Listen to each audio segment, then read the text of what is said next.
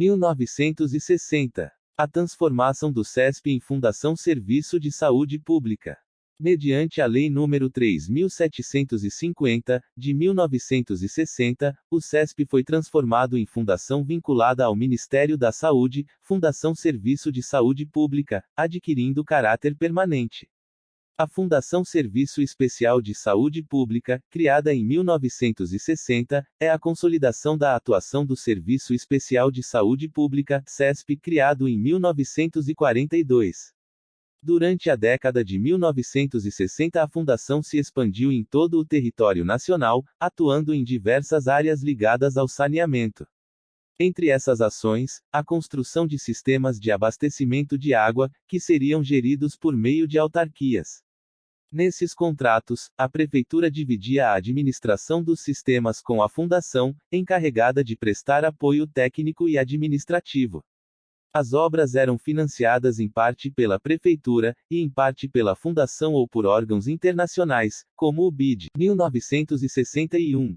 Início da produção, no Brasil, da vacina liofilizada contra a varíola, em substituição à tradicional, em forma de linfa, pouco estável. Realização das primeiras campanhas com a vacina oral contra a poliomielite, com projetos experimentais em Petrópolis, Rio de Janeiro e Santo André, São Paulo.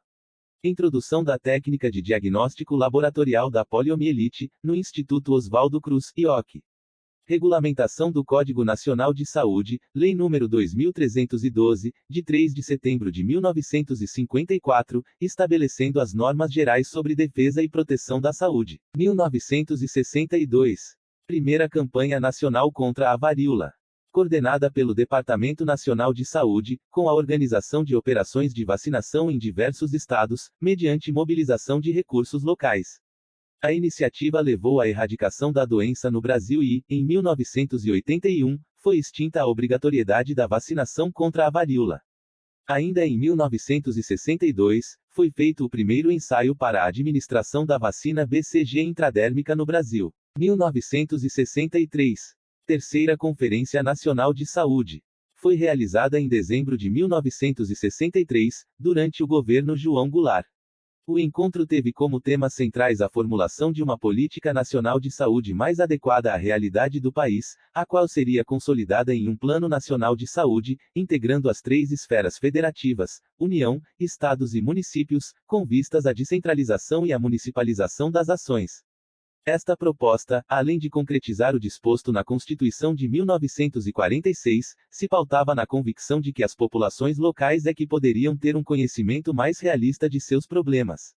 A terceira CNS fundamentou-se nas recomendações aprovadas pelo 15º Congresso Brasileiro de Higiene e nos princípios enunciados no Plano Trienal de Desenvolvimento Econômico e Social, elaborado pelo economista Celso Furtado. 1964. Ditadura militar no Brasil. Foi instaurada em 1º de abril de 1964 e durou até 15 de março de 1985, sob comando de sucessivos governos militares. Os militares assumem o governo e Raimundo de Brito firma-se como ministro da Saúde e reitera o propósito de incorporar ao MS a assistência médica da Previdência Social. Na época da ditadura, as pessoas ficavam mais doentes, mas não tinham acesso à saúde. Segundo estudos do IBGE, Instituto Brasileiro de Geografia e Estatística, a queda da mortalidade infantil parou entre os anos de 1965 e 1970. Houve apenas uma redução de 6,5 nascimentos por 1.000 habitantes em mais de 100 anos. Sem acesso a hospitais públicos, sem saneamento básico e sem planos de saúde, os brasileiros eram entregues à própria sorte. 1965. Criação da campanha de erradicação da malária.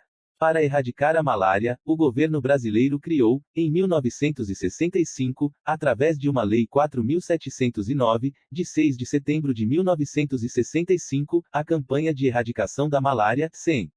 Assim tinha autonomia administrativa e financeira, quadro de pessoal e orçamento próprios, era organizada dentro dos princípios rígidos da disciplina e hierarquia e tinha capacidade técnica e operacional suficientes para executar, verticalmente, suas ações de cobertura integral das medidas de controle em todas as áreas maláricas do país. Após a unificação dos IAPs, no contexto do regime autoritário de 1964, vencendo as resistências a tal unificação por parte das categorias profissionais que tinham institutos mais ricos, foi criado o Instituto Nacional de Previdência Social, INPS. Com o INPS, a Previdência passou a ter função assistencial e redistributiva. A assistência em saúde, limitada ao contingente de trabalhadores com carteira assinada, ficou marcada pela compra de serviços assistenciais do setor privado, concretizando o modelo assistencial hospitalocêntrico, curativista e médico-centrado, que terá uma forte presença no futuro SUS. 1966. Criação da campanha de erradicação da varíola. Criada através do Decreto número 59.153, de 31 de agosto de 1966, a campanha da erradicação da varíola substituiu a campanha nacional contra a varíola, que fora organizada pelo governo brasileiro em 1962.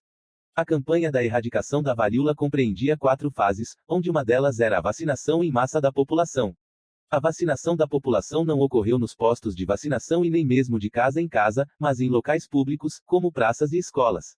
Utilizava-se o injetor de pressão para a aplicação da vacina, o que garantia a vacinação de muitas pessoas em um curto espaço de tempo.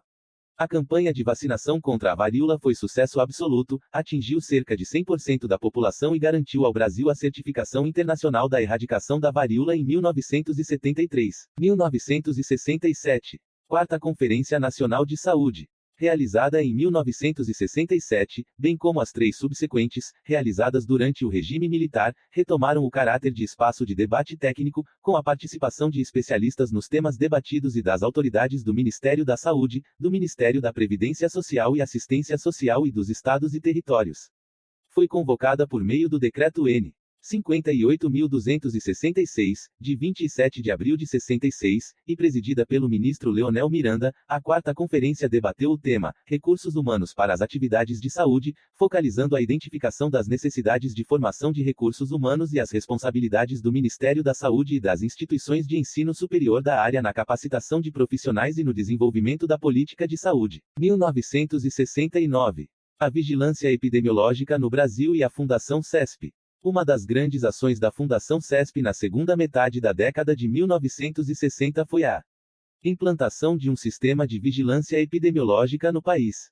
Em ação conjunta com a OPAS, a Fundação Serviço de Saúde Pública realizou estudos e levantamentos sobre a situação nacional de saúde na década de 1960.